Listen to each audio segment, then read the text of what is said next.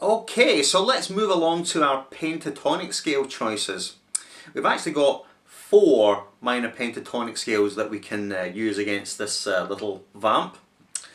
If you watch my lesson on jazz pentatonics, then hopefully this section will make sense to you. If it doesn't, then I suggest you go and watch that lesson first, and then, as you say, all will be clear. So 3 minor pentatonics we can apply in this key are derived from the second, third and 6th degrees of our parental key, which is D major.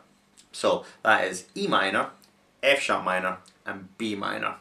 And all these pentatonic scales will give us varying degrees of colour on the scale. Some will work better than others because some are closer to the sound of A7 and some are slightly further away from the sound of A7. But they would all, theoretically, technically work. Certainly with careful handling you can make them all sound musical. So those are the inside scale choices, if you like, in that they're all derived from the parental major key. There is one other scale choice which theoretically, really shouldn't work at all. But as I referred to in the previous section, it's what most guitar players would play. Most guitar players faced with an A7 chord would play A minor pentatonic or A blues scale. Now actually this scale is quite unusual because theoretically it really shouldn't work at all. And the reason it shouldn't work is because an A7 contains these notes, A, C sharp, E and G. So it contains C sharp as its major third, whereas the A minor pentatonic or the A blues scale contains C natural. And this should really theoretically give the most awful clash. Listen. Eesh. And yet it works. So why does it work? Well, one of the reasons it works is the ambiguity of the third. If you listen to blues players when they play the minor pentatonic against dominant chords, they're always messing around with the third. They're kind of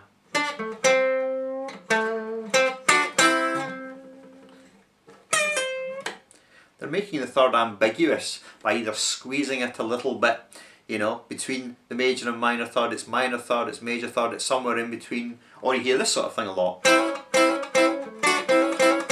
where they hammer on from the minor third to the major third. Also in terms of intervals, if we regard the C as not being the minor third, but rather respelling the interval and respelling it as a sharpened ninth, then what we can kind of say is that when we play the A minor pentatonic scale or A blues scale on top of the A7 chord, we generate a sharpened ninth sound, sharp 9, A7 sharp 9. And this has actually become quite an acceptable colour to place on top of a dominant chord.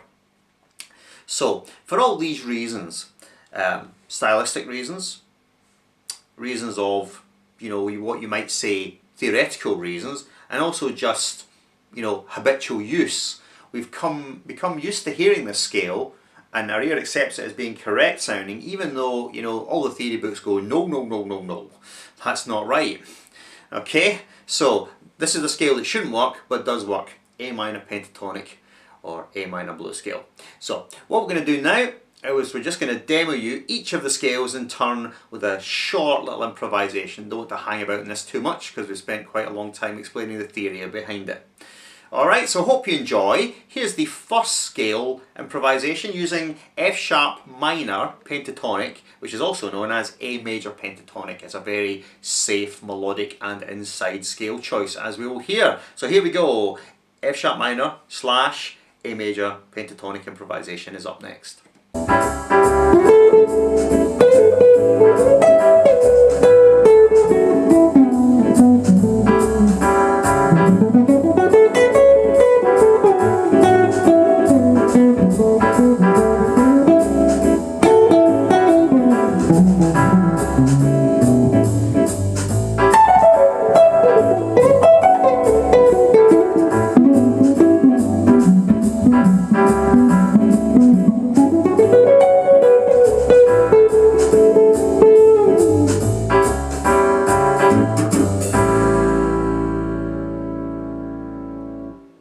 Okay, so there's F sharp minor, aka A major pentatonic. So let's move along to the next demo. This time we're going to do a B minor pentatonic. B minor pentatonic is up next. Alright, let's have a listen to that.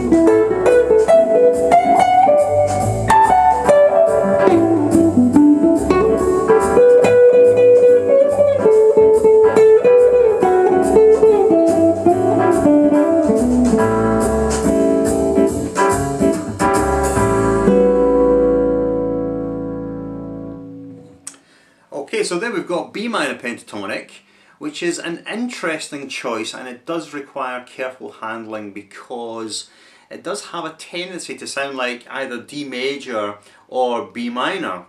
So you need to be quite careful with the note choice and make sure that you're going to resolve to, you know, a note which is more concordant with the key, and those notes are really going to be E and A. We've got the root and the fifth in there. The D note and the B note, they do require some careful handling. Against the A7 chord, the D is the 11th or sus4, which is fine, but I think if we lean on it too much then it might cause a problem. And then the other note is the B, which in relationship to the chord is the 2nd or 9th, which is quite a nice colour. But again, just be cautious with this one. We really need to control the note choice to make sure that we're keeping the sound of the A7 in our minds and not pushing towards D major or B minor. Alright, so now let's look at the last pentatonic scale choice from our inside sounds, and that is E minor pentatonic. Alright, so let's have a listen to that one.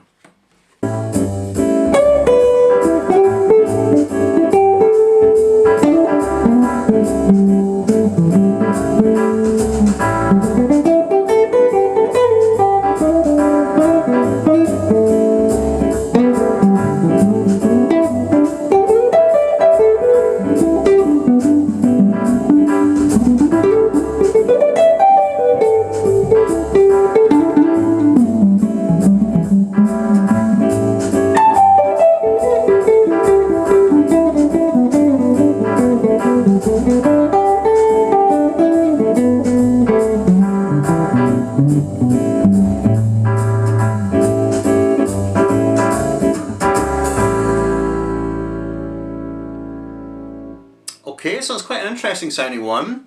Again, it's a little bit further away from the A7 chord, so again we need to keep in mind exactly where the tonal centre of the chord is, where we're improvising over it. But it does contain some nice colour, because we have E, which is the 5th of the chord, and G, which is the flat 7 of the chord, then A, which is the root, and then we've got B, which is the 2nd or 9th, and then D, which is the 4th or 11th. So we've got you know, practically all of the colour extensions on top of the chord, so it's a really nice scale to use.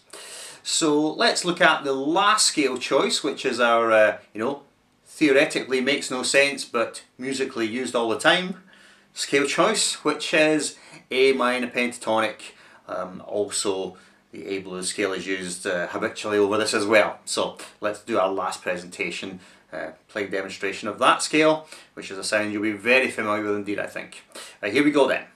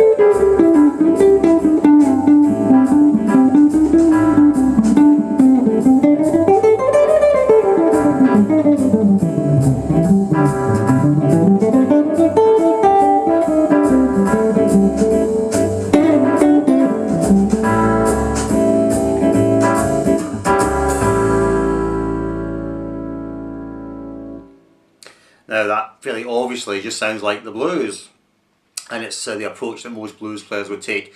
And because it's so stylistic and so strong, it's certainly a very valid approach. And every guitar player should have that sort of vocabulary, you know, within their playing. I think if you don't have that sort of vocabulary, then the danger is that a lot of the things you might play might sound a little bit sterile without that sort of, you know, visceral, earthy blues element. Certainly all the players that I like, you know, certainly have got great chops, but they have a really good, you know, blues feel. They understand that genre really well.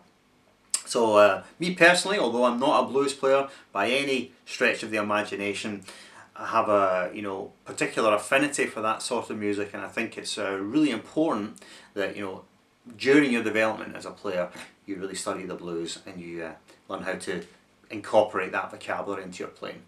Alright, so that concludes the look at pentatonic scales. We're going to look now at the more interesting and outside scale choices, beginning with melodic minor, otherwise known as the Lydian dominant mode. That's up next.